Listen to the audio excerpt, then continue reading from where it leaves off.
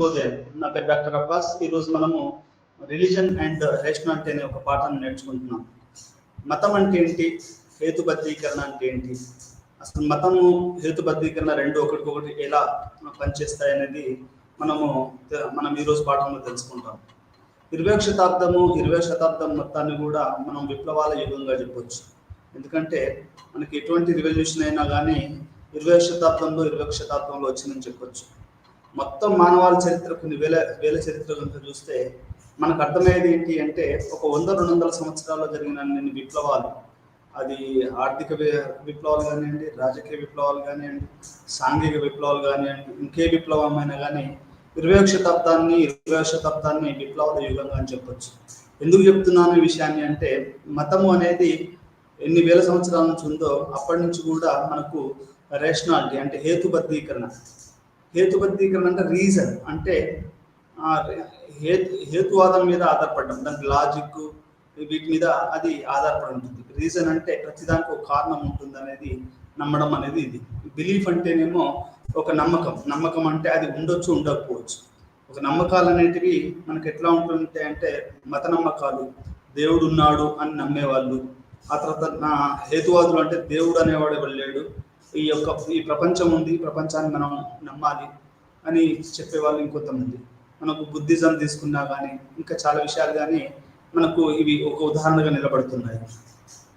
అయితే మొత్తంగా ఈ యొక్క మతానికి మరియు హేతుబద్ధీకరణకు చాలా ఏళ్ళ నుంచే మనకు ఒక పోరాటం జరుగుతుందని చెప్పొచ్చు. ఒక ఇన్విజిబుల్ వార్ అనేది రిలీజన్కును ఈ రేషనాలిటీకి జరుగుతుంది. మనం మధ్యయుగాలలో చూసుకున్నా, లేదంటే ఏన్షియంట్ యుగంలో తీసుకున్నా, ఆ తర్వాత టైం తీసుకున్నా కానీ ఈ రెండింటికి ఎప్పటికీ కూడా ఒక రకమైనటువంటి యుద్ధం అనేది జరుగుతుంది. మరి అసలు ఈ మతం గురించి మన సోషియాలజిస్టులు, మన ఆంథ్రోపాలజిస్టులు ఏం మాట్లాడుతున్నారు అనేది కూడా మనము ఈరోజు మాట్లాడుకున్నాం. ఎందుకంటే మనకు పొలిటికల్ సైంటిస్టులు కానీ, హిస్టోరియన్స్ కానివ్వండి, ఆర్థికవేత్తలు కానివ్వండి, ఇంకా వేరే వాళ్ళు మతము దాని పుట్టుక గురించి ఆలోచించకపోవచ్చు. కానీ సోషియాలజిస్టులు మతము దాని పుట్టుక, దాని యొక్క లక్షణాలు, అది ఏ రకంగా ఉంటుంది, ఏ రకంగా మనుగడ సాగిస్తుంది, అదే రకంగా అది ఏ రకంగా రూపాంతరం చెందుతుందనే విషయాల గురించి కూడా మన సోషియాలజిస్టులు చదివినంతగా వేరే వాళ్ళు చదవాలి కావచ్చు. మనకి ఎంఎల్ డర్కైమన్ కానివ్వండి, లేకపోతే మ్యాక్స్ వెబరే కానివ్వండి, లేకపోతే ఆ తర్వాత వచ్చినటువంటి వేరే శాస్త్రవేత్తలు కూడా మనకు మతం మీద ఎక్కువగా ఫోకస్ చేశారు, దాన్ని అనలైజ్ చేశారు. మార్క్స్ కూడా అనలైజ్ చేశాడు. ఆ తర్వాత చాలామంది ఆంథ్రోపాలజిస్ట్, ఇవాన్ పిచార్డ్ కానివ్వండి, మాలినోవ్స్కీ కానివ్వండి, రకరకాల వాళ్ళు మతాన్ని అర్థం చేసుకోవడానికి ప్రయత్నం చేశారు. మతము అంటే ఏంటి అసలు? మతం అంటే a set of beliefs and practices. అంటే ఒక్కొక్క మతం ఒక్కొక్క రకంగా కొన్ని set of beliefs and practices నమ్ముతుంది. అంటే బిలీఫ్కి ఏదైనా ఆధారం ఉందా అంటే దానికి ఆధారం లేకపోవచ్చు. దేవుడు ఉన్నాడు అనే దానికి ఆధారం చూపించమన్నారు అనుకోండి, వాళ్ళు చూపించకపోవచ్చు. ఇది మనకు సోషియాలజీ చదువుతున్నాము కాబట్టి ఇది మనం అర్థం చేసుకోవాల్సినటువంటి విషయం. మరీ ముఖ్యంగా ఏమైంది అంటే మనకు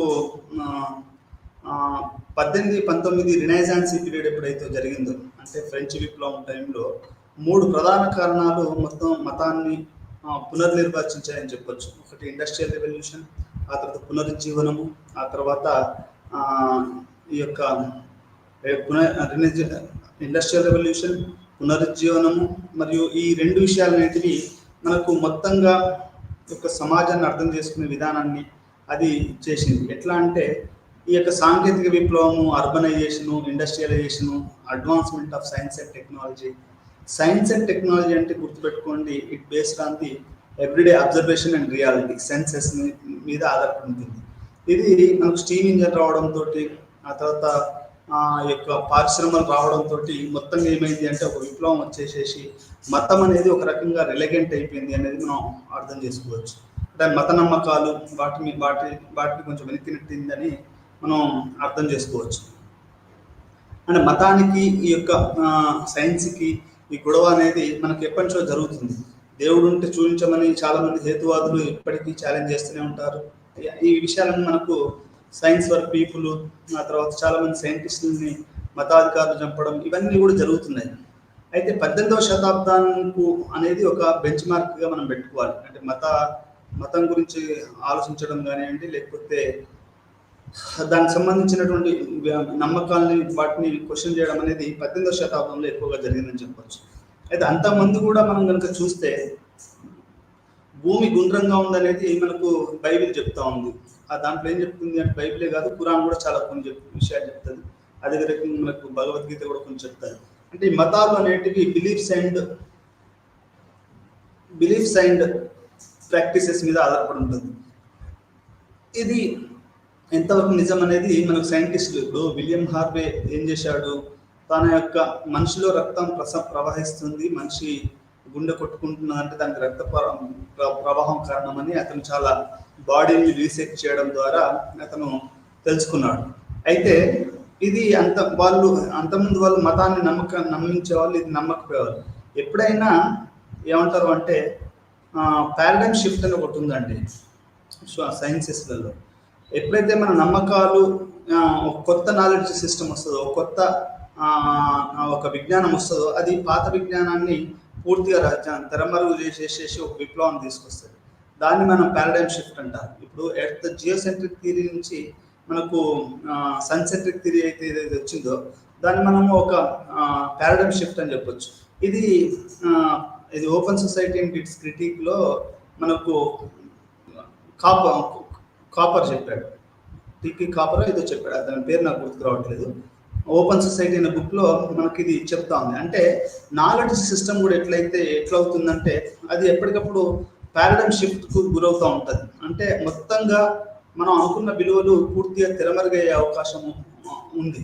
అంటే ఇప్పుడు మనకు E=mc², లేకపోతే గ్రావిటేషనల్ ఫోర్స్, లేకపోతే ఇట్లాంటివన్నీ కూడా ఒక రెవల్యూషనరీ సైంటిఫిక్ ఇన్వెస్టిగేషన్స్గా, లేకుంటే సన్సెంట్రిక్ థియరీ అనేది కూడా ఒక విప్లవాత్మకమైనటువంటి జ్ఞాన సిద్ధాంతాలను చార్లెస్ డార్విన్ గారు చెప్పినటువంటి రెవల్యూషనరీ థియరీస్ కూడా మనం చెప్పొచ్చు.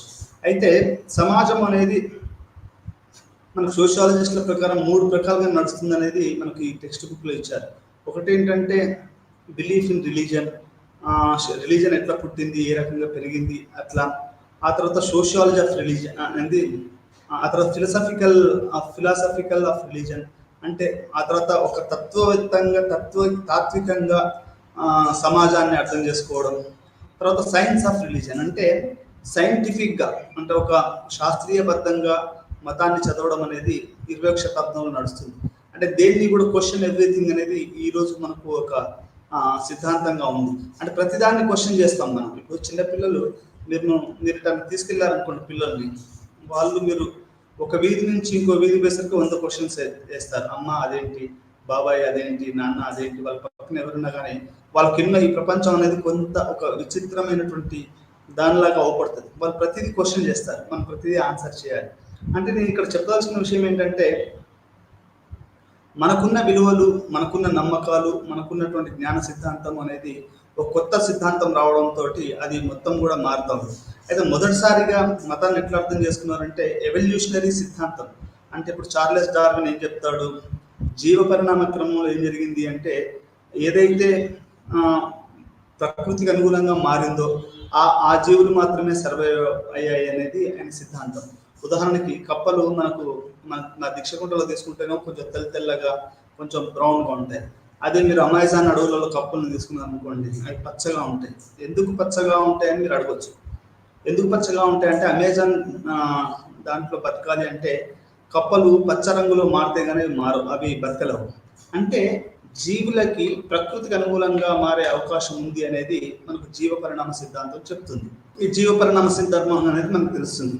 అయితే ఈ యొక్క జీవ పరిణామ సిద్ధాంతం వచ్చే టైంలోనే సోషియాలజిస్టులు కూడా పరిణామవాదాన్ని కొంచెం దాని ఎఫెక్ట్ తోటి, ఆ తర్వాత బయాలజీలో వచ్చినటువంటి ఎఫెక్ట్ తోటి, మనకు సైన్స్లో మెడిసిన్లో వచ్చినటువంటి ఎఫెక్ట్ తోటి సోషియాలజిస్టులు కూడా ఎవల్యూషనరీ థియరీ ఆఫ్ రిలీజన్ను చెప్పారు. మనకు ఎమెల్ డర్ఖామ్ గారు కనుక తీసుకుంటే సాక్రెడ్ అండ్ ప్రొఫైన్ అంటేనేమో ఈ ప్రపంచానికి సంబంధించింది, సాక్రెడ్ అంటేనేమో వేరే ప్రపంచాన్ని.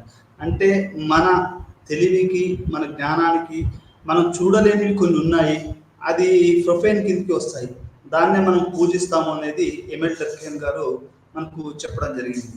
అయితే ఈ పాఠంలో మనం ఏం తెలుసుకుందాం అంటే పాశ్చాత్య దేశాలలో హేతుబద్ధత యొక్క తత్వశాస్త్రం యొక్క సందర్భంలో మతం యొక్క భావన, అంటే మతము అనేది ఏ రకంగా సర్వైవ్ అయింది మరి ఈ యొక్క హేతువాదం నడుస్తున్నప్పుడు, ఇప్పుడు కూడా హేతువాదం నడుస్తుంది. అంటే ఈ మత నమ్మకాలు కొంతమంది ఏమంటారు అంటే, మీరు చాలా మంది వినే ఉంటారు, ఎప్పుడైనా మీరు మతవాదులతో డిస్కషన్ చేశారనుకోండి, అది హిందూ మతం అయినా లేకుంటే ముస్లిమ్స్ అయినా క్రిస్టియన్స్ అయినా, వాళ్ళు దానికి కూడా ఒక హేతువాదం ఉందని చెప్తారు. మీరు ఎందుకు ఇట్లా నమాజ్ చేస్తారు అంటే దాని వెనకాల ఒక పెద్ద సైంటిఫిక్ అది ఉందని వాళ్ళు చెప్తా ఉంటారు. అంటే దాని వెనకాల మనకి ఒక సైంటిఫిక్ కారణం ఉందని వాళ్ళు చెప్తారు. అదేవిధంగా మీరు బొట్టు ఎందుకు పెడతారని అడిగారు అనుకోండి, మీరు ఎందుకంటే దాంట్లో కాన్సన్ట్రేషన్ థియరీ అని ఏదో చెప్తారు. అంటే ఈ నమ్మకాలకు సైన్స్కి మధ్యలో ఎప్పటికీ గొడవలు జరుగుతూ ఉంటాయి.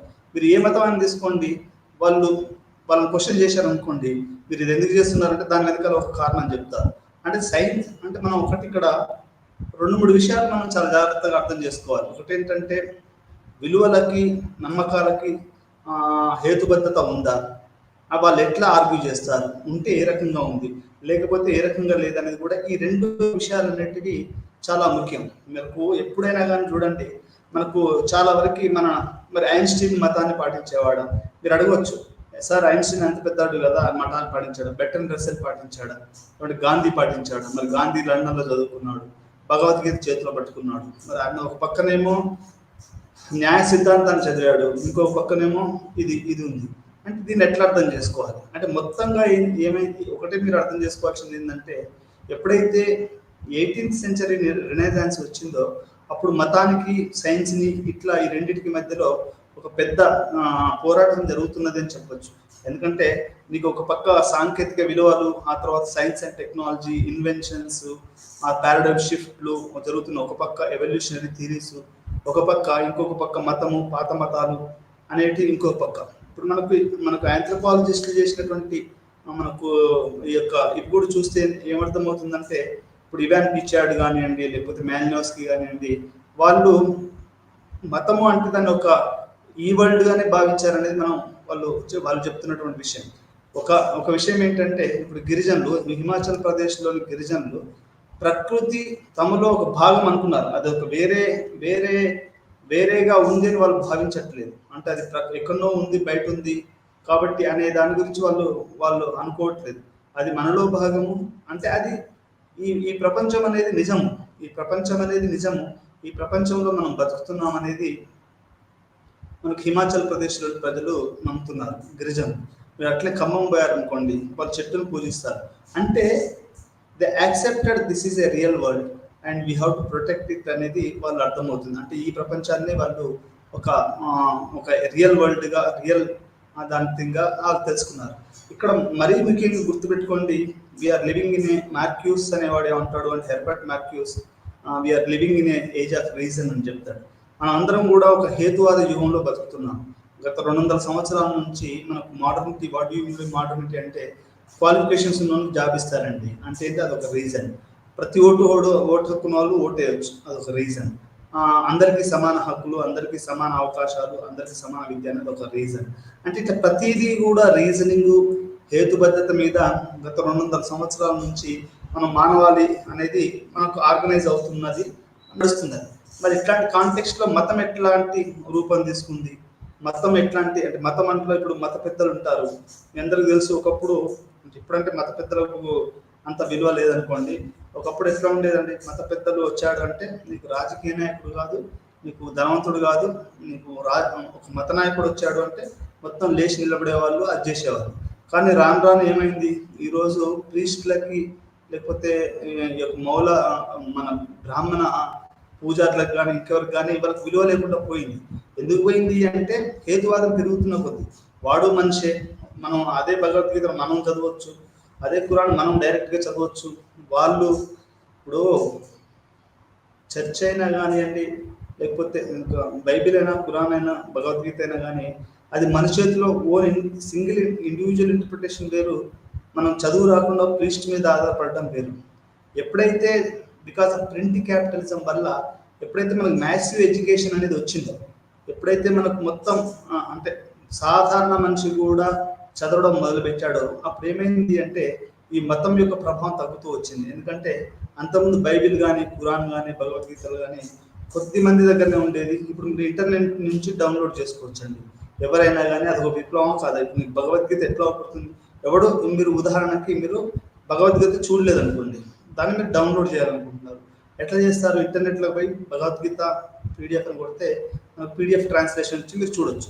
ఖురాన్ కూడా చూడొచ్చు, బైబిల్ కూడా చూడొచ్చు, ఇంకా ప్రతి సిక్కులది కూడా చూడొచ్చు, ప్రతిది కూడా చూడొచ్చు. అంటే ఇక్కడ ఏమైంది అంటే మనకు చదువు అనేది మొత్తాన్ని ఆ మత ప్రభావాన్ని తగ్గించేసింది. రీజన్ అనేది మీకు ఇండివిజువల్ లెవెల్కి వచ్చి మతాన్ని పూర్తిగా అది విప్లవాలు, రకరకాల విప్లవాలు వచ్చేసేసేసి మనకు అది పూర్తిగా వ్యక్తిని ఇంటర్ప్రిటేట్ చేసే, అంటే ఒక వ్యక్తి మొత్తం సమాజానికి చెప్పడం కాదు, ప్రతి వ్యక్తి తను సమాజం గురించి ఆలోచించడం అనేది ఈ రీజన్ వల్ల మొదలైంది. అయితే ఇది 18వ శతాబ్దంలో ఈ పాశ్చాత్య దేశాల్లో వచ్చినటువంటి హేతుబద్ధత, రేషనాలిటీ, ఈ సందర్భంలో మతం అనేది కూడా ఒక డ్రాస్టిక్ చేంజ్ అయిందనేది మనం ఇప్పుడు అర్థం చేసుకోవాలి. చాలా మంది నా ఫ్రెండ్స్ చెప్తా ఉంటారు, యూరోప్లో ఉన్న వాళ్ళు, అసలు అక్కడ చర్చిలకు చాలా తక్కువ, రోజు రోజుకి the church going followers are decreasing. ఇప్పుడు మీకు లండన్ కనుక అదే పెద్ద మత దురహంకారం గల దేశం అయితే అక్కడ సునక్ ఎట్లా ప్రధాని అయ్యేవాడు, ఆ నగరానికి మేయర్ ముస్లిం ఎట్లా అయ్యేవాడు అంటే అక్కడ మతం కాదు, రేషనాలిటీ, ఒక మనిషి యొక్క కేపబిలిటీ, ఒక మనిషి యొక్క అది చూస్తున్నారని అర్థమవుతుంది. అంటే మొత్తంగా ఇక్కడ అర్థం చేసుకో, ఎందుకు ఇవన్నీ చెప్తున్నానంటే థామస్ అక్వినోస్ కూడా మతం గురించి చెప్పాడు. మొత్తంగా ఈ 18వ శతాబ్దంలో ఏం జరిగిందంటే ఒక సైంటిఫిక్ విప్లవాల వల్ల, లేకుంటే పునరుజ్జనం వల్ల, లేకుంటే ఇన్వెన్షన్స్ వల్ల, ఇండస్ట్రియల్ రెవల్యూషన్ వల్ల ఇదంతా కూడా మానవాళి యొక్క ఆలోచనను దాన్ని మొత్తంలో కూడా మార్చేసింది. ఈ సందర్భంలో మతం ఎట్లా మారింది అనేది కూడా మనం తెలుసుకోవాల్సినటువంటి విషయం. క్రాస్ కల్చరల్ కోణంలో హేతుబద్ధం అనేది ఏమిటి? మతము, విశ్వాసాలు మరియు విలువలు వంటి హేతుబద్ధమైన ఉనికికి సంబంధించినవి. మతం అంటే ఏంటి, విశ్వాసాలు అంటే ఏంటి, అదేవిధంగా విలువలు అనేటివి ఏ రకంగా ఉంటాయి అనేది మనం హేతుబద్ధంగా మనం ఆలోచించవలసినటువంటి అవసరం ఉంది. మతం అంటే ఏంటి? ఇది నిగూఢమైన మరియు ఇతర ప్రపంచిక వ్యతిరేకంగా సాధనం మరియు ఈ ప్రపంచం మధ్య ఉన్న వ్యతిరేకత పరంగా ఎక్కువగా అర్థం చేసుకోబడింది. అంటే మతం అంటే ఏంటంటే బిలీఫ్ ఇన్ అదర్ వరల్డ్ అండి. బేసిక్గా ఏంటంటే మనకు తెలియని ఒక ప్రపంచం ఉంది, ఆ ప్రపంచాన్ని నమ్మడం అనేదే ఈ యొక్క మతం అనేది మనం అర్థం చేసుకోవాలి. ఈ ప్రపంచం మధ్య ఉన్న వ్యతిరేకం అంటే చాలా మంది మీరు క్రిస్టియన్స్ను లేదా ముస్లిమ్స్ని అంటే బాగా మతంగా అవలంబించాలని చూస్తే వాళ్ళు సినిమాలు చూడరు, వాళ్ళు పుస్తకాలు ఎక్కువ చదువుతారంటే మత పుస్తకాలు చదువుతారు. అంటే వేరే ప్రపంచం ఉంది, ఆ ప్రపంచం గురించి మనం బతకాలి. చాలా మంది క్రిస్టియన్స్, హిందువులు కూడా అంతే, సినిమాలలో ఏముందిరా భగవద్గీత చదువు అది అని చెప్తా ఉంటారు, లేకపోతే ఇంకా టీవీ సీరియల్ ఏముందని చెప్తారు. అంటే వేరే ప్రపంచం ఉంది, ఇతర ప్రపంచం ఉంది, మరి ఈ ప్రపంచం ఉంది, దీన్ ఔర్ దునియా అంటారు దాన్ని. దీన్ అంటేనేమో వేరే ప్రపంచం, దునియా అంటేనేమో ఈ ప్రపంచం, పరలోకము ఈ లోకము అని. అక్కడైతే మంచి చేస్తే రంభా ఊర్వశులు ఇదంతా ఉంటారు, ఇక్కడైతే మనం చెడు చేస్తే అక్కడంతా నరకాసురుడు మనం నూనెలు వేస్తారు, ఇట్లాంటివన్నీ కూడా ఉంటాయి. అంటే రెండు ప్రపంచాలు ఉన్నాయండి. ఒకటేమో వేరే ప్రపంచము, ఒకటేమో ఈ ప్రపంచం. ఈ రెండు ప్రపంచాల మధ్యలో ఒక పోటీ జరుగుతుంది అని మనం అర్థం చేసుకోవాలి. దర్కహీం పవిత్రమైన భావాలుగా ప్రేరేపించాడు, మరి దాన్ని అపవిత్రంగా వ్యతిరేకించాడు. అంటే దీన్ని ఇతర ప్రపంచాన్ని అంటే వేరే ప్రపంచాన్ని పవిత్రంగాను, ఈ ప్రపంచాన్ని అపవిత్రంగాను చూడడం అనేది జరుగుతుందనేది ఎమిల్ డర్కీమ్ మనకి తన యొక్క ఎలిమెంటరీ ఫార్మ్స్ ఆఫ్ రిలీజియస్ లైఫ్లో చెప్పాడు. హేతుబద్ధత లేని రాజ్యంలో దానికి హేతుబద్ధమైన అపవిత్ర ప్రచారానికి వ్యతిరేకంగా అతను హేతుబద్ధత లేని రాజ్యంలో దాని ఉనికిని బట్టి మతాన్ని నిర్వచించాడు. జ్ఞానానికి విరుద్ధంగా మతం విశ్వాసానికి సంబంధించిన విషయం. అంటే విశ్వాసం అంటే ఇప్పుడు ఉదాహరణకి అనుకుందాం, ఏమనుకుందామంటే మెండు టెండర్లో బెన్నెలలో పూజిస్తానని ఒక కవిత రాశాడు అనుకోండి, అంటే అది ఒక విశ్వాసించారనుకోండి, అది జ్ఞానానికి విరుద్ధమా కదండి అనుకుంటే. అంటే మత విశ్వాసాలు కూడా ఎట్లాంటి అంటే జ్ఞాన విరుద్ధంగా మత విశ్వాసానికి సంబంధించిన కొన్ని ఉంటాయి. అంటే అవి వాళ్ళకి దానికి కూడా అది కూడా జ్ఞానపరంగా ఉందని కొంతమంది ఆర్గ్యూ చేస్తారు, కానీ జ్ఞాన విరుద్ధంగా మత విశ్వాసాలు కొన్ని ఉంటాయి. అది ఎట్లా ఉంటుందనేది కూడా మనం చర్చిద్దాం. ఒకవేళ అది జ్ఞానానికి సంబంధించి అయితే ఏ రకంగా ఉందో కూడా మనం చర్చిద్దాం. పశ్చిమంలో అర్థం చేసుకున్న మతం వెస్ట్ అంటే మనకు ఇప్పుడు మనం ఎవరు పరిపాలించారు? బ్రిటిషర్స్ పరిపాలించారు. ఎందుకు పరిపాలించారు అంటే వాళ్ళకు రైల్వే లైన్స్ చేయడం తెలుసు. వాళ్ళు అప్పటికే బ్రిటిషర్స్ మాంచెస్టర్లో, లాంకెస్టర్లో బట్టలు ఉత్పత్తి చేయడం తెలుసు. మన వాళ్ళు దీని మగ్గం మీద నేస్తే వాళ్ళు మిషన్ల మీద నేశారు. ఇప్పుడు చెప్పులు వేసుకున్నాము. ఇంతకుముందు మా ఊర్లో ఒక మాదిగైన చెప్పులు చేయాలంటే దానికి పెద్ద కథ ఉండేది. కానీ అదే చెప్పులు మనం ఇప్పుడు ఇండస్ట్రీ ద్వారా కొన్ని కోట్ల చెప్పుల్ని మిషన్లు తొందరగా చేస్తాయి. కానీ అదే పల్లెటూరులో ఒకరికి చెప్పులు చేయాలంటే దానికి పెద్ద ప్రాసెస్ ఉండేది. అంటే ఇక్కడ నేను చెప్పదలుచుకున్న విషయం ఏంటంటే ఈ యొక్క శాస్త్ర విజ్ఞానం అనేది చాలా విపరీతంగా పెరిగిందని మనం ఇక్కడ అర్థం చేసుకోవాలి.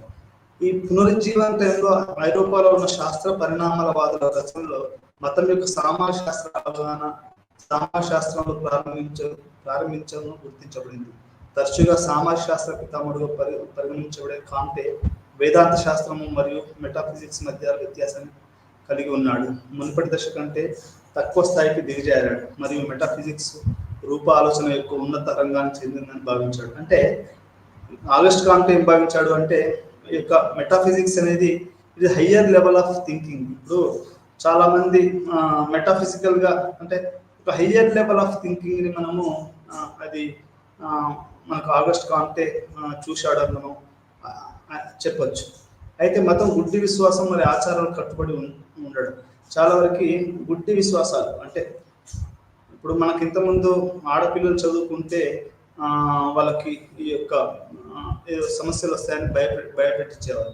లేకుంటే సముద్రం దాటితే మంచిది కాదని హిందూ సనాతన వాళ్ళు నమ్మేవారు. ముస్లిమ్స్ ఇంకొక రకంగా చాలా ఆడపిల్లల్ని చదివించకపోయేవారు. అంటే ఇట్లా లేకుంటే సతీ అనేది ఉండేటి.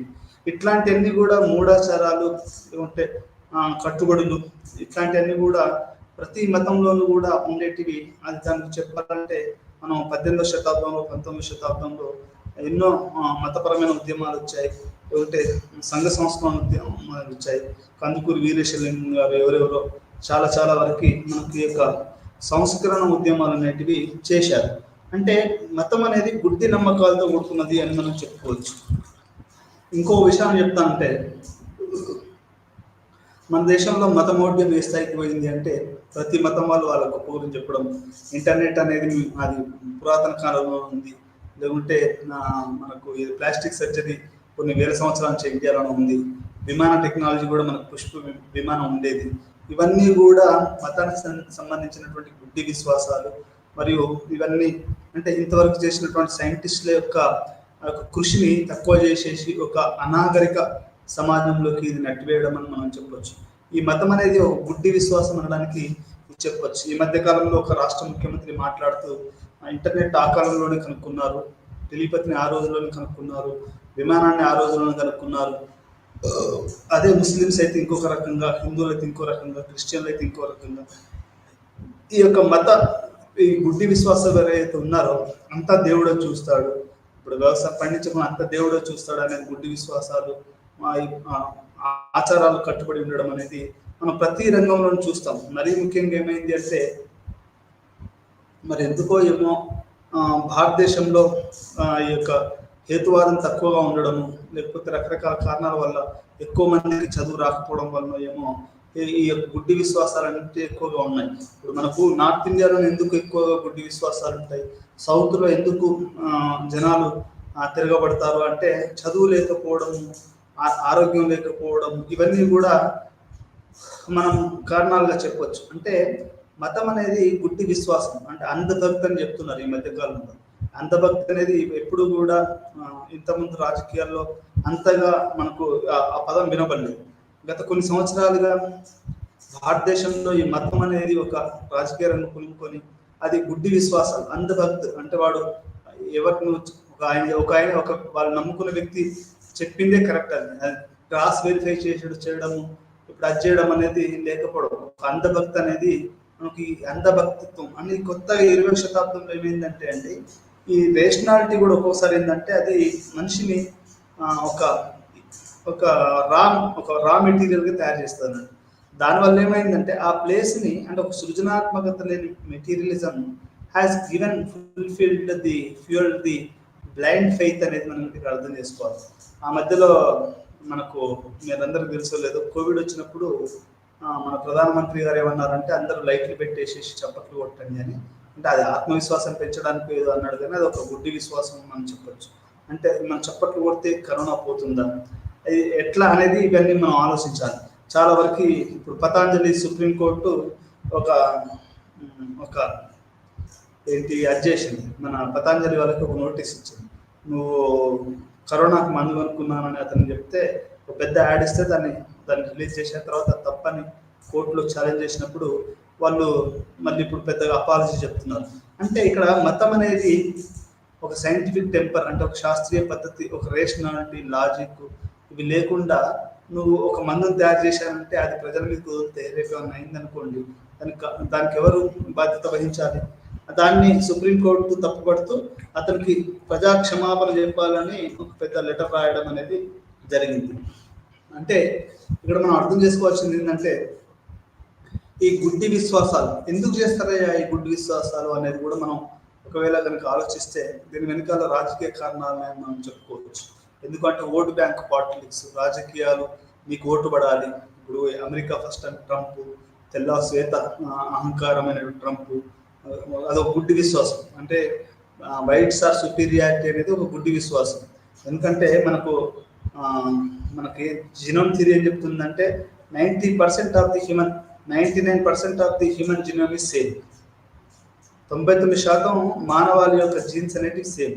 అట్లాంటప్పుడు ఒకరికి ఎట్లా ఎక్కువగా ఉంటుంది, ఒకరికి ఎట్లా తక్కువగా ఉంటుంది అనేది మనం ఇక్కడ ఆలోచించవలసినటువంటి విషయం. వైట్ వాళ్ళు ఎందుకు సుపీరియర్ అవుతారు అంటే ఈ యొక్క గుడ్డి విశ్వాసాలు, white is superior, our religion is superior, Allah is superior, Jesus is the ultimate అని చెప్పడం ఏదైతే గుడ్డి విశ్వాసాలు ఉన్నాయో ఇది ఉంటుంది అని చెప్తారు. అయితే ఇక్కడ మనకు ఆగస్ట్ కాంటే గారు ఏం చెప్పారు అంటే ఈ యొక్క మెటాఫిజికల్ స్థాయి అనేది ఉంటుంది అనేది ఆయన చెప్పడం జరిగింది. అంటే ఒక తాత్వికంగా ఆలోచించడం. ఎప్పుడైతే మనకు కొన్ని విషయాలు అర్థం కావో మనం వాటి పట్ల తాత్వికంగా ఆలోచించడం మొదలు పెడతాం. ఆగస్ట్ కాంటే కూడా ఆ రకంగా తాత్విక ఆలోచన చేశాడు. అది మెటాఫిజికల్ అంటే ఒక మెటాఫిజికల్ స్థాయికి తాత్విక ఆలోచన జరిగాయనేది మనం ఇక్కడ అర్థం చేసుకోవాల్సినటువంటి విషయం. హేతుబద్ధత మరియు మతం అంటే రేషనాలిటీ అండ్ ఇది చాలా చాలా క్రూషియల్ అండి, చాలా చాలా ముఖ్యం. అంటే హేతుబద్ధతకి మతానికి అసలు కుదురుతుందా లేదా అనేది ఇక్కడ మనం పరిశీలన చేయాలి. కొన్ని నమ్మకాలు మరియు జీవన విధానాలను అనుసరించే వ్యక్తులను హేతుబద్ధంగా ఉంటారు. అంటే ఇప్పుడు మనం క్వశ్చన్ వేసుకున్నాం అనుకోండి, రోజు నమాజ్ చేసే వ్యక్తి, రోజు టెంపుల్కి వెళ్ళే వ్యక్తి, లేకపోతే వీళ్ళు హేతుబద్ధంగా ఉంటారా అనేది మనం వేసుకుంటే మనం ఏ సమాధానం వస్తుందో చూద్దాం. ఈ దృక్కోణం ద్వారా పండితులు సార్వత్రిక మరియు సందర్భోచిత హేతుబద్ధత యొక్క సమస్యలను పరిశీలించారు. లేదా కొంతమంది వ్యక్తుల గురించి హేతుబద్ధులు మరి మరికొందరు లేని ప్రశ్నలు లేవనెత్తారు. అంటే మనము ఈ జీవన విధానాలు, కొన్ని నమ్మకాలు, జీవన విధానాలను అనుసరించే వాళ్ళని తర్వాత హేతుబద్ధత ఉంటుందా అనేది మనం ఇక్కడ అర్థం చేసుకోవాల్సినటువంటి విషయాలు. కొంతమంది వ్యక్తుల గురించి హేతుబద్ధులు అని మరికొంతమంది లేని ప్రశ్నలను లేవనెత్తారు. కొంతమంది హేతుబద్ధంగా ఉండొచ్చు, కొంతమంది హేతుబద్ధంగా లేకపోవచ్చు అనేది ఇక్కడ మనకు అర్థమవుతుంది. శ్వాసం మరియు అభ్యాసం యొక్క ఒక రూపంగా మతం హేతుబద్ధమా? విశ్వాసం మరియు అభ్యాసం యొక్క ఒక రూపంగా మతం హేతుబద్ధం. అంటే కొన్ని విశ్వాసాలు, కొన్ని మనకు ప్రాక్టీసెస్ ఉంటే, అంటే రోజు నమాజ్ పోవడము, రోజు టెంపుల్ పోవడము, రోజు చర్చికి వెళ్ళడం, ఈ అభ్యాసం అనేది మనకు హేతుబద్ధమా? అంటే ఇది మనకు హేతుబద్ధత రీజనింగ్ ఉంటుందా? అంటే కొంతమంది ఏమంటారంటే అంటే నేను ఇంప్రూవ్ చేసినటువంటి ఆలోచనలు కానీ, డిస్కషన్స్, డిబేట్స్ కానీ ఇది ఒక మోరల్ లైఫ్ని ఇస్తుంది. ఒక విచ్చలవిడితనాన్ని, లేకపోతే సమాజంలో ఒక ఫంక్షనిస్ట్ సిద్ధాంతం ప్రకారం చూస్తే ఇది ఒక విభాగంగా ఉంటుంది అనేది మనకు చెప్పడం అనేది జరిగింది. విశ్వాసం మరియు అభ్యాసం యొక్క రూపంగా హేతుబద్ధమా? ఈ అంశము ఫంక్షనిస్ట్ దృక్కోణం నుండి పరిశీలించబడింది. ఇక్కడ మతపరమైన విశ్వాసాలు, అభ్యాసాలు వ్యక్తి మరియు సమాజం రెండింటికి విధులను కలిగి ఉన్నాయని సూచించబడింది. అంటే ఎందుకు ఒక మతాన్ని అట్లా పాటిస్తారు అంటే మన ఫంక్షనల్ సిద్ధాంతం అంటే ఏం చెప్తుంది అంటే అది ఈ సమాజానికి ఈ రెండు కూడా ఉపయోగపడతాయి విధులను నిర్వర్తించడంలో. ఉదాహరణకి ఒక ట్రాఫిక్ కానిస్టేబుల్ ఉన్నాడు అనుకోండి, అది ఉదయమే వెళ్ళి ఒక 2 నిమిషాలు టెంపుల్లో ధ్యానం చేసి బొట్టు పెట్టుకొని వచ్చి ట్రాఫిక్ అభ్యాసం చేశాడు అనుకోండి, లేకుంటే ఒక బ్యాంక్ క్లర్కే ఉన్నాడు, లేకుంటే నాలాంటి వ్యక్తి ఉన్నాడు, ఉదయం లేచి కూర్చొని నమాజ్ చేసుకొని వచ్చి పాఠాలు చెప్పారు అంటే ఇట్లా ఒక ఒక విశ్వాసము మరియు అభ్యాసం అనేది ఒక సమాజానికి రెండు విధులకు ఉపయోగపడుతుంది అనేది మనకు ఫంక్షనలిస్ట్ సిద్ధాంతం అనేది మనకు చెప్తా ఉంది. మరో మాటలు చెప్పాలంటే ఈ దృక్పథం నుండి మనం అస్తిత్వం యొక్క హేతుబద్ధతను అలాగే మతం యొక్క నిలకడను అర్థం చేసుకుంటాం. అంటే మొత్తంగా ఈ యొక్క రిలీజన్ను మనం ఎట్లా అర్థం చేసుకోవాలి అంటే ఒక ఫంక్షనలిస్ట్ సిద్ధాంతం అంటే ఫంక్షనలిస్ట్ అంటే దాని అవసరం ఉంది సమాజంలో, అదొక భాగం ఉంది, అది వేరే భాగాలని కలుపుకొని ఆ రకంగా అది కలిగి ఉంటుంది అనేది మనం ఇక్కడ అర్థం చేసుకోవాలి.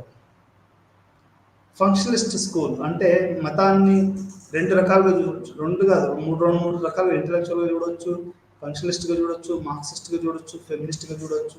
ఇట్లా రకరకాల యాంగిల్స్ నుంచి మనము ఎవెల్ డర్కైమ్ దాని నుంచి చూడొచ్చు. ఈ రకంగా ఫంక్షనల్ స్కూల్ యొక్క మొదటి గుర్తింపు పొందిన పండితుడు మతం యొక్క అధ్యయనానికి మార్గదర్శకుడుగా పరిగణించబడ్డాడు. అంటే ఫస్ట్ టైం రిలీజియన్ను చదివిన వ్యక్తి ఒక ఫంక్షనిస్ట్ యొక్క పండితుడు దీనికి మార్గదర్శకుడిగా పరిగణించబడ్డాడు అని మనం చెప్పవచ్చు. అది ఎవరో కాదు, ఎమెల్ డర్కైమ్. క్లాసికల్ తన వర్క్ రాశాడు, ఎలిమెంటరీ ఫార్మ్స్ ఆఫ్ రిలీజన్ అని. మతపరమైన జీవితం దాని యొక్క ప్రాథమిక రూపాలని ఆయన రాయడం జరిగింది.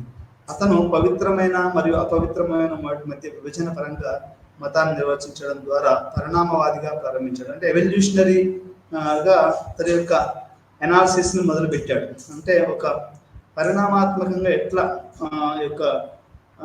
పరిణామాత్మకంగా ఏ రకంగా మనకు మతం అనేది మారుతుంది అనేది మనకు ఈ యొక్క ఫంక్షన్స్ చెప్పారు. ఈ పవిత్రమైన ప్రొఫైన్ అండ్ సాక్రెడ్ అనే విషయాన్ని ఆయన చెప్పాడు. ప్రొఫైన్ అంటేనేమో, సాక్రెడ్ అంటేనేమో వేరే ప్రపంచానికి సంబంధించినవి, ప్రొఫైన్ అంటేనేమో ఈ ప్రపంచానికి సంబంధించినవి అని చెప్పాడు.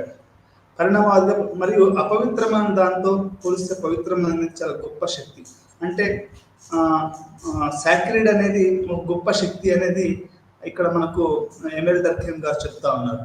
అంటే ఇప్పుడు మనకు ఈ ప్రపంచానికంటే కూడా వేరే ప్రపంచం పట్ల ఒక అనుకోని శక్తి పట్ల ఎక్కువగా కలిగి ఉన్నారు అనేది మనం ఇక్కడ అర్థం చేసుకోవాలి.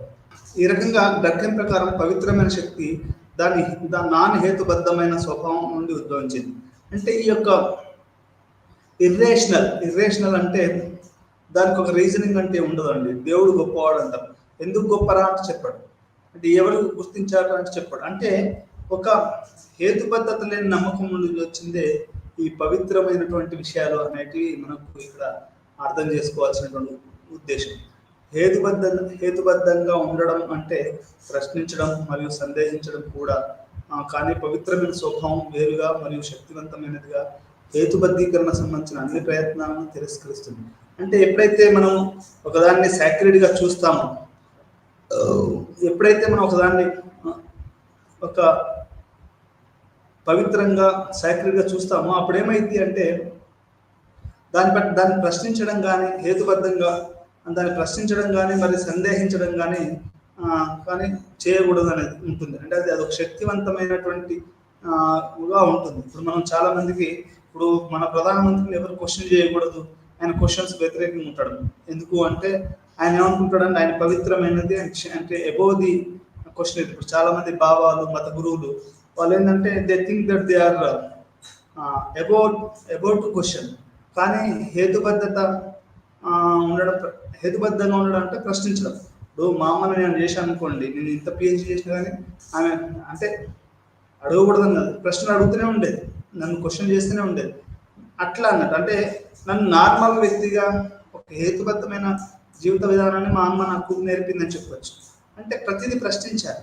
ఎవడు పవిత్రం కాదు, ప్రతిదీ కూడా అపవిత్రుడు, ప్రతిదీ కూడా పవిత్రుడే. అంటే ఇట్లా అంటే పవిత్రత పేరు మీద మనకు మతం అనేది ఒక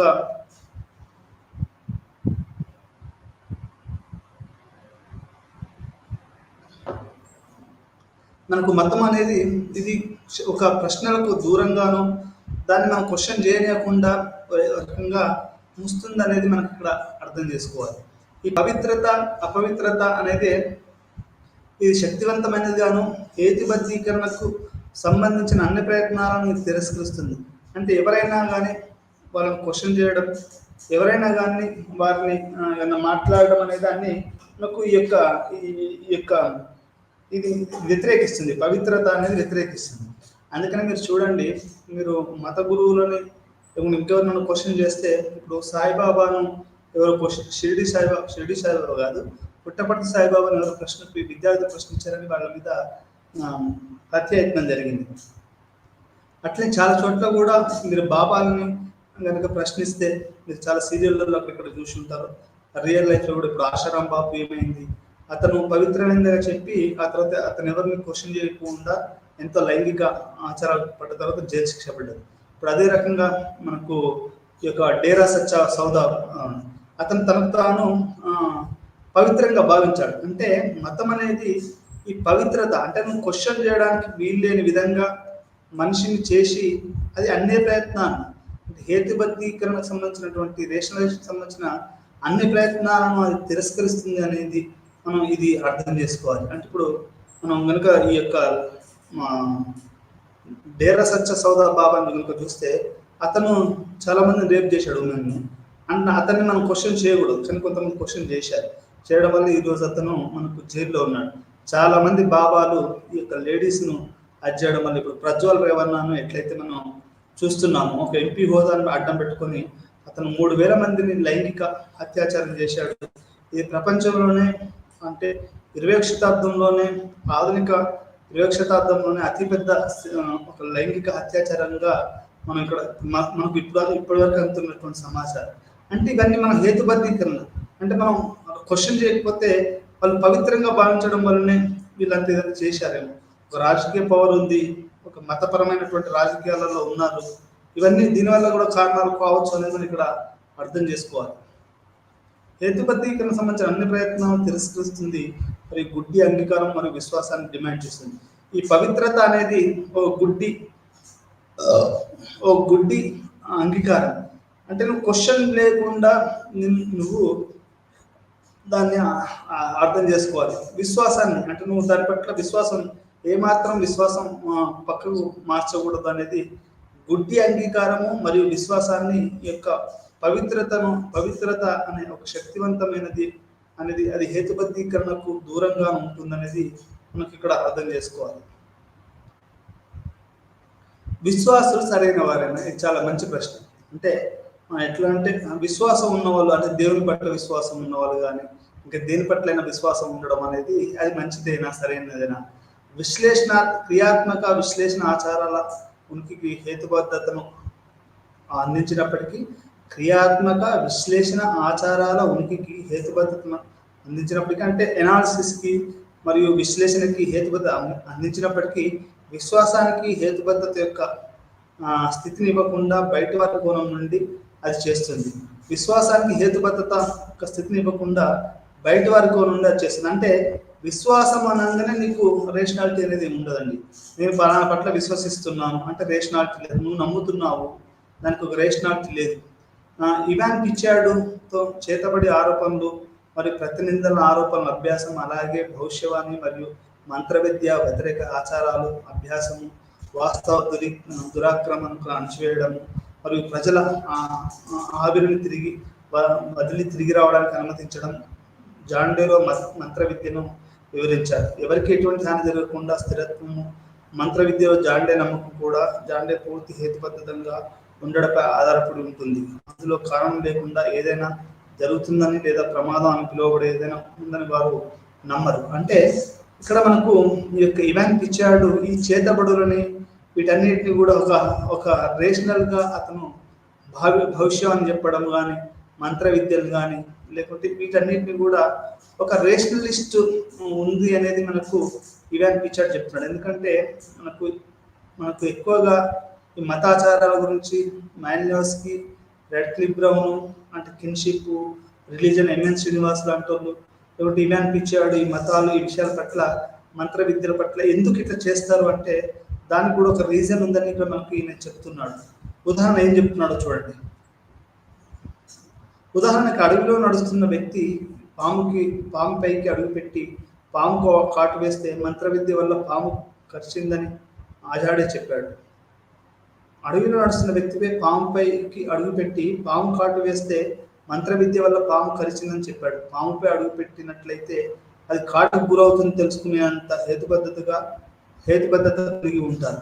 అంటే ఇక్కడ ఏంటంటే పాముపై అడుగుపెట్టి పాము కాటు వేస్తే మంత్ర విద్య వల్ల పాము కరిచిందని అజాండే చెప్పాడు.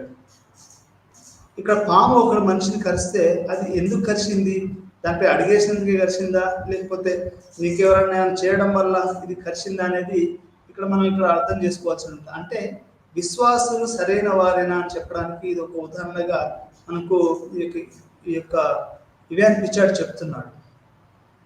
ప్రపంచంలో ఉండడం మెర్లియూ ప్యాంటీ స్పృహ సిద్ధాంతాన్ని ముందుకు తెచ్చారు. ఇది సమయం మరియు స్థలం యొక్క ఇప్పటికే ఉన్న కోఆర్డినేటర్లో స్పృహను ఉంచడం గురించి ముందుగా ఉన్న ఊహల నుండి భిన్నంగా ఉంటుంది.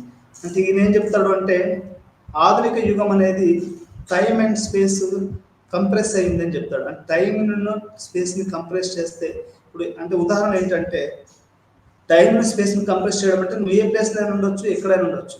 కానీ ఒక వీడియో విడుదల చేసాం అనుకోండి, అది ప్రపంచవ్యాప్తంగా అది చూపిస్తుంది. అంటే ఏంటి అంటే నీకు టైం స్పేస్ని అది కంప్రెస్ చేస్తుంది అని మనం ఇక్కడ అర్థం చేసుకోవాలి.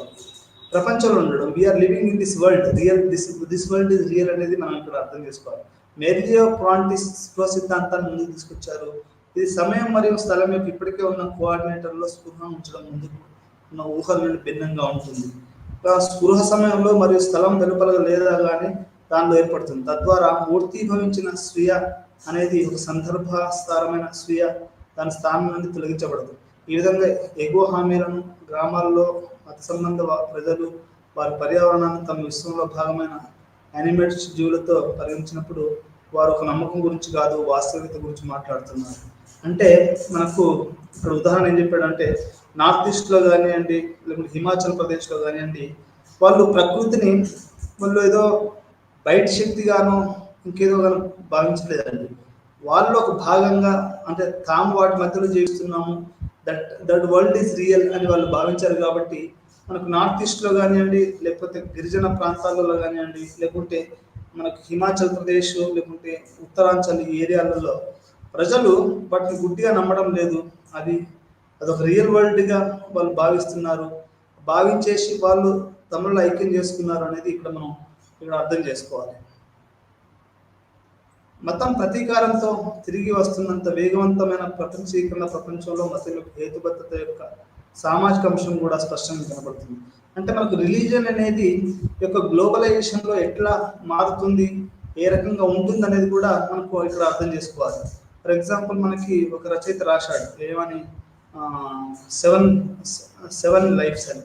అంటే how the religion is organised in the globalisation.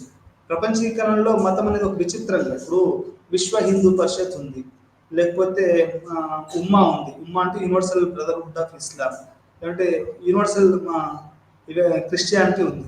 అంటే ఇవన్నీ ఏంటంటే మతం అనేది ప్రతీకారంతో తిరిగి వస్తున్న వేగవంతమైన ప్రపంచీకరణ ప్రపంచంలో మతం యొక్క హేతుబద్ధత యొక్క సామాజిక అంశం కూడా స్పష్టంగా అవపడుతుంది. అంటే ఇవన్నీ కొత్త సామాజిక అంశాలండి. ఇండియన్ డయాస్పరాను అంటే ఒకప్పుడు నేను మా ఊరు నుంచి ఆ మండలాన్ని పోవడానికి భయపడేవాడిని. ఈరోజు వరంగల్ దాటి హైదరాబాద్ దాటి ఢిల్లీ ఏదో చేస్తున్నాను. అంటే ఇక్కడ నేను చెప్పాల్సింది ఏంటంటే సమాచారము వేగం పెరిగింది, ప్రపంచీకరణ అనేది మొత్తం రీఆర్గనైజ్ చేస్తుంది మతాన్ని. విశ్వ హిందూ పరిషత్ అని, లేదంటే విశ్వ ముస్లిం పరిషత్ అని, లేదంటే ఉమ్మా అని, యూనివర్సల్ క్రిస్టియన్ బ్రదర్హుడ్ అని, ఇట్లా రకరకాల క్యాథలిక్ చర్చ్ రోమ్లో ఉన్న చర్చ్కి ఇక్కడ హైదరాబాద్లో పోప్స్ క్యాథలిక్ చర్చ్ వాళ్ళు ఓటేస్తారు. అంటే ఇక్కడ యూనివర్సల్ క్రిస్టియానిటీ ఉంది, యూనివర్సల్ ఇస్లాం ఉంది, యూనివర్సల్ హిందూయిజం ఉంది, ఆర్గనైజ్డ్ రిలీజియన్స్ అనేటివి ఉన్నాయి. అంటే ఇక్కడ మతం అనేది ఏ రకంగా మారుతుంది, ఏ రకంగా అది ప్రపంచీకరణలో ఎట్లాంటి రూపం తీసుకుంటుంది అనేది కూడా మనం ఇక్కడ తెలుసుకున్నాం. అంటే ఇది మొత్తంగా ఈ యొక్క పాఠాన్ని రేషనాలిటీ అండ్ రిలీజన్ అంటే మనకి ఏమర్థమవుతుంది అంటే ఆ, మత విశ్వాసాలు, ఈ ప్రపంచము వేరే ప్రపంచము, సైన్స్ అండ్ టెక్నాలజీ పెరిగిన కొద్దీ మత విశ్వాసాలు కొంత మార్పు వస్తున్నాయి. విశ్వాసం అంటే బుద్ధిగా అది నమ్మడము, అది మనకు అని అర్థమవుతుంది. అదేవిధంగా మనకు మ్యాక్స్ వెబర్ గారు రాశారు Protestant ethic and spirit of క్యాపిటలిజంలో. ఆయన ఏమి రాశారు అంటే ఈ యొక్క మతం అనేది పెట్టుబడిదారి విధానానికి దారి తీసింది అనేది కూడా ఆయన చెప్తా ఉన్నారు. అంటే మొత్తం ఈ పాఠాన్ని మనం ముగించే ముందు మీకు కొన్ని విషయాలు చాలా స్పష్టంగా ఇక్కడ మీకు చెప్పి మనం ఈ పాఠాన్ని ముగించవచ్చు.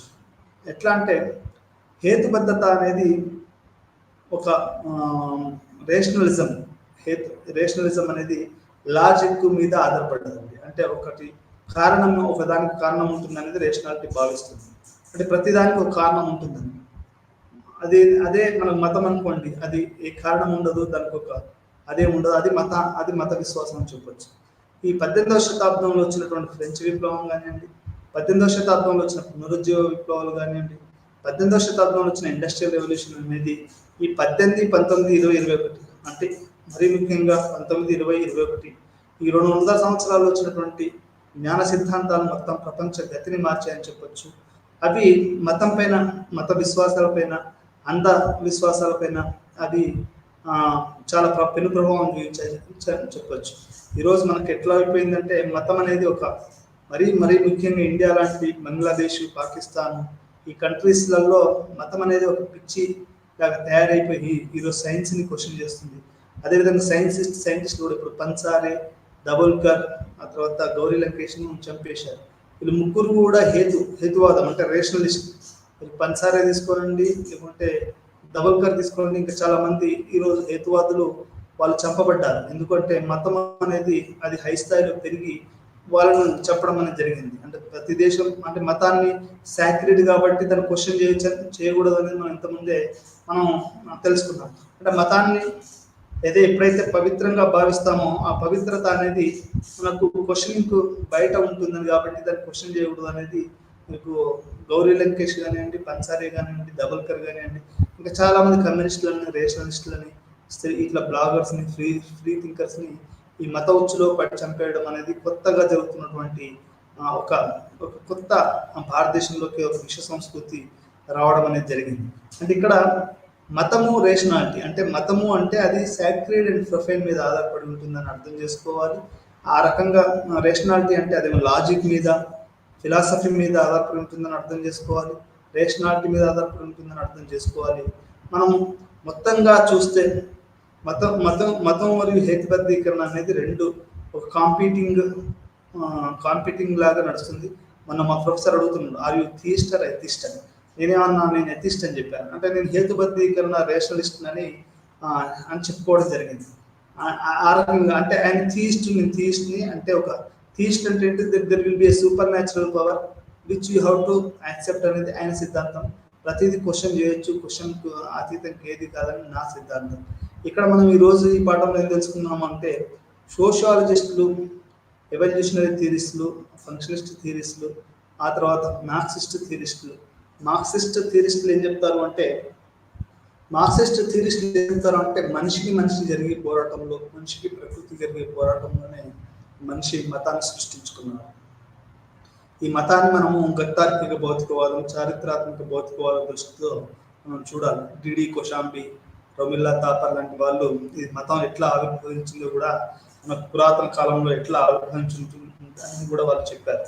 మనిషికి ప్రకృతికి జరిగే ఈ సంఘర్షణలో మనకు ఎన్నో తెలుగు పాటలలో కూడా ఉంటుంది. ఏంటంటే శోభన్ బాబు పాటలు, ఎన్నో పాటలలో పోరాటం, మనుగడ పోరాటాలు, ఈ యొక్క మనిషికి పోరాటాలు, ఈ పోరాటాల నుంచే ఒక మతం ఆవిర్భవించింది అనేది మనకు ప్రాథమికంగా మనకు అర్థమవుతున్నటువంటి విషయం. మార్క్సిస్టులు వాళ్ళు చెప్తున్నటువంటి విషయం. అంటే ఫంక్షనిస్ట్ ఒక పక్కనేమో వాళ్ళ అవసరం ఉంది, వాళ్ళు క్రమబద్ధీకరణమైన జీవితాన్ని గడపడంలో ఇది ఉపయోగపడుతుందని చెప్తుంటే, మార్క్సిస్టులు ఇంకో ప్రకారం ఏం చెప్తున్నారు అంటే ఇది ఒక మనిషికి మనుగడకు దాంట్లో భాగంగా మతం పుట్టుకొచ్చింది అనేది చెప్తారు. ఎప్పుడైతే ఈ పవిత్రమైంది అన్క్వశ్చనబుల్ అన్నారో, ఈ మార్క్సిస్టులు ఏమంటారు అంటే ఎవ్రీథింగ్ క్వశ్చన్ అనేది లేకపోతే నీకు అసలు విజ్ఞానం అనేది ఉండదు. ఇప్పుడు న్యూటన్ ఎట్లా తెలుసుకున్నాడు యాపిల్ కింద ఎందుకు పడుతుంది అనేది కదా తెలుసుకొని నాకు న్యూటన్ సిద్ధాంతాన్ని ఇచ్చాడు. అదే రకం సముద్రం ఎందుకు ఆ, ఇట్లా ఉంది అని తెలుసుకోవడం వల్లనే కదా సివి రామన్ మనకి అది చేశాడు. రేపు ఏదైనా చాలా సాదాసీదా వ్యక్తి, సాదాసీదాగా మనుషులు ఎందుకు ఆ, ఇంకేదైనా అడిగా తెలుసుకో ఒకసారి మనకు నిత్యంగా ఉపడే విషయాల గురించి పరిశోధన అనేది చాలా ముఖ్యమైనటువంటి అంశం అండి. ఎందుకంటే మన కళ్ళ ముంగటనే ఉంటుంది అది, అది మనకు తెలియదు. మనం ఎప్పుడైనా ఆలోచించామో సముద్రం ఎందుకు నీలంగా ఉంటుందో, మనం ఎప్పుడైనా ఆలోచించామో యాపిల్ కింద ఎందుకు పడుతుందో, ఇట్లా రకరకాలైనటువంటి విషయాలు అనేటివి ఉంటాయి. మనం వీటిని అంటే ఇక్కడ చెప్పదలుచుకున్న విషయం ఏంటంటే 19వ శతాబ్దం మరియు ముఖ్యంగా యూరోప్ అనేది మొత్తాన్ని ప్రపంచానికి వాళ్ళు ఒక సైంటిఫిక్ యుగాలు, ఇండస్ట్రియల్ రెవల్యూషన్స్, ఆ తర్వాత ఇన్వెన్షన్స్, ఆ తర్వాత ఇవన్నీ కూడా మానవాళిని మతాన్ని మీరు మదర్ నవల చదివినా కానీ ఆ మతాన్ని క్వశ్చన్ చేస్తూ ఆ నవల ఉంటుంది. మీరు ఏ రకంగా అప్పుడు చదువుతున్న నవలలు కానీ ఇవి సైంటిఫిక్ ఇన్వెన్షన్స్ కానీ మానవాళిని మొత్తం కొత్త డైరెక్షన్లో హేతుబద్ధీకరణ, 8 అవర్స్ టైమింగ్ కానివ్వండి, ఇవన్నీ కూడా హేతుబద్ధీకరణ వైపు నెట్టాయని మనం చెప్పచ్చు. ఈ పాఠంలో పాశ్చాత్య దేశాలలో హేతుబద్ధీకరణ యొక్క తత్వశాస్త్రం యొక్క సందర్భంలో మతం యొక్క భావన అంటే మొత్తంగా ఈ యొక్క కాంటెక్స్ట్లో ఇండియా లాంటి కాంటెక్స్ట్లో ఇప్పుడు గ్రోయింగ్ మిడిల్ క్లాస్ ఉన్నారు, మీకు ఎక్కువ మంది చదువుకున్న వాళ్ళు ఉన్నారు, హ్యూమన్ రైట్ డిఫెండర్స్ ఉన్నారు, లాయర్స్ ఉన్నారు. ఈ మొత్తంగా ఇప్పుడు ఉన్నటువంటి మతం అనేది ఇప్పుడు కొత్త ఒక ఛానల్ తీసుకుంటుంది అనేది there is a fight between always reason and the sacred. Sacred దాన్ని క్వశ్చన్ చేయకూడదు అని చెప్తే రీజన్ అనేది ప్రతిదీ క్వశ్చన్ చేస్తుంది. క్రాస్ కల్చరల్ కోణంలో హేతుబద్ధత ఏమిటి? క్రాస్ కల్చరల్ కోణంలో అంటే ఒక్కొక్క మతంలో ఒక్కొక్క రకంగా ఏ రకంగా కల్చరల్ విశ్వాసాలలో ఉంది హేతుబద్ధత అని చూడాలి. అయితే వెస్ట్రన్ ఎపిస్టమాలజీకి ఒక ప్రాబ్లం ఉందండి, అంటే జ్ఞాన సిద్ధాంతానికి అది ఓన్లీ డైకాటమీ మీద ఆధారపడుతుంది అనేది ఒక డ్యుయాలిటీ. జ్ఞాన సిద్ధాంతం అంటే అని ఇంగ్లీష్లో ఏదో అంటారు, నాకు గుర్తులేదు. ఆ సిద్ధాంతం అనేది 0 and 1 అనేది అనుకోండి, హైట్ అండ్ లో, బ్లాక్ అండ్ వైట్. దీని మీదనే ఈ యొక్క వెస్ట్రన్ జ్ఞాన సిద్ధాంతం గుడ్ అండ్ బ్యాడ్ అనేది దాని మీదనే ఒక జ్ఞాన సిద్ధాంతం, ఇది వెస్ట్రన్ ఫిలాసఫీ దాని మీద ఆధారపడి ఉన్న అనేది మనకు చెప్తున్నారు. అయితే ఇది ఎంతవరకు కరెక్ట్ అనేది కూడా మనం ఆలోచించాలి. అంటే ప్రపంచం మొత్తం ఈ యొక్క డైకాటమస్ ఎపిస్టమాలజీ మీదనే ఆధారపడి ఉండాలా అనేది కూడా ఒక క్వశ్చన్, నాకున్నటువంటి క్వశ్చన్. ఇట్లా మతము, విశ్వాసాలు, విలువలు వాటి హేతుబద్ధమైన ఊటికి అంటే మతం అనేది ఏ సందర్భంలో మనిషి కనుక్కున్నాడు, అది ఎటువంటి మార్పులు చెందింది, తర్వాత ఏమైంది. ఇప్పుడు బంగ్లాదేశ్లో తస్లిమా నస్రీన్ గారు లజ్జా అని రాస్తే పెద్ద గొడవలు అయినాయి. అంటే ఇప్పుడు ఇక్కడ ఇండియాలో రామ్ టెంపుల్ కూల్చేస్తే బంగ్లాదేశ్లో చాలా టెంపుల్ కూల్చేశారు. ఎందుకంటే నేను చెప్పాల్సిన విషయం ఏంటంటే ఈ మతము, విశ్వాసాలు మరియు విలువలు హేతుబద్ధమైన ఉనికికి సంబంధించినవి లేదా అనేది కూడా మనం ఇక్కడ అర్థం చేసుకోవాలి. అంటే ప్రతిదీ కూడా ప్రతి మతం వాళ్ళు కూడా ఏం చెప్తారంటే తాను ప్రాక్టీస్ చేసేటివి హేతుబద్ధమైనవి గాను వాళ్ళు చలామణి చేసుకుంటారు. క్రిస్టియన్స్ అయినా, జూష్ అయినా, జూడో క్రిస్టియానిటీ అనేది కూడా వాళ్ళు కూడా డిఫెండ్ చేసుకుంటారు. అసలు వీటన్నిటికంటే ముందు కూడా ఒకవేళ ప్రిమిటివ్ గిరిజనులు కనుక చూస్తున్నాము, వాళ్ళు దేవుడి కంటే కూడా అంటే ఒక అదర్ వరల్డ్ దానికంటే కూడా వాళ్ళ ఒక కలెక్టివ్ కాన్షియస్నెస్ని, ఆ తర్వాత ఈ ప్రకృతిని తమలో భాగంగా అనుకున్నారు, ఈ వరల్డ్లో జీవించారు అనేది కూడా మనకి ఇక్కడ అర్థమవుతున్నటువంటి విషయాలు. అంటే ఈ రకంగా మతము మరియు హేతుబద్ధీకరణ అనేది మనము ఇది ఒక రెండు హేతుబద్ధీకరణ పెరిగిన కొద్దీ మతం యొక్క ప్రభావం తగ్గడం, కొత్త రూపాలు తీసుకోవడం, ఇట్లా రకరకాలుగా జరుగుతుంది. కొంతమంది వాట్సాప్లలో అంటే మనకు ఇంటర్నెట్లలో ఖురాన్ వింటూ ఉంటారు, అంటే అది రేషనలైజ్డ్, అదే అంటే రేషనాలిటీని ఉపయోగించుకుంటారు తమ మత అవసరాలు. ఇక్కడ అంటే ప్రతిదీ కూడా ఇక్కడ మతము హేతుబద్ధీకరణ అనేది ఒక పెద్ద ఇష్యూ. ఈరోజు ఇండియాలో కానీ ప్రపంచవ్యాప్తంగా జరుగుతున్నటువంటి బ్లాస్ఫమీ కేసులు కానీ, అదే మీరు పాకిస్తాన్లో ఉండి మీరు ఏమైనా క్వశ్చన్ చేశారనుకోండి, అది బ్లాస్ఫమీ కేసు కింద వచ్చి మిమ్మల్ని అరెస్ట్ చేసి మీకు ఉరిశిక్ష చేయొచ్చు. చాలామంది పాకిస్తాన్లో అట్లా బ్లాస్ఫమీ కేసు కింద, దైవ దూషణ కేసు కింద అది వాళ్ళు కేసులను చేస్తున్నారు. ఇక్కడ భారతదేశంలో కూడా ఒక రకంగా దైవ దూషణ నేర చట్టాలు లేవు. కానీ ఇదేంటంటే అక్కడ ఒక పక్క మతం అంటే సాక్రెడ్, దైవ దూషణ, దైవము సాక్రెడ్ కాబట్టి దాన్ని మనం దూషించకూడదని ఒక పక్క ప్రతిదాన్ని క్వశ్చన్ చేయొచ్చు. దాంట్లో రెండు లోపాలను మాట్లాడవచ్చు అనేది ఇంకొక పక్క. ఈ రెండు కూడా ఒక రకమైనటువంటి కాన్ఫ్లిక్ట్ అనేది జరుగుతూ ఉంది. వై ఐఎమ్ నాట్ క్రిస్టియన్ అని మనకు మనకు బెర్ట్రాండ్ రస్సెల్ రాశారు. నేను అసలు క్రిస్టియన్ ఎందుకు కాదు, ఈ మత విశ్వాసాలు అంటే ఆయన ఏంటి, why I'm not a Christian. ప్రతి వాళ్ళు ఆమె క్రిస్టియన్ గొప్పగా చెప్పుకుంటారు, కానీ ఇక్కడ బెర్ట్రాండ్ రస్సెల్ ఏం రాశాడు, why I'm not a Christian రాశాడు. కంచాయిలు ఏం రాశాడు, why I'm not a Hindu రాశాడు. ఇంకొకరు ఏం రాశారు, Pakistan, why I'm not a Muslim అని రాశారు.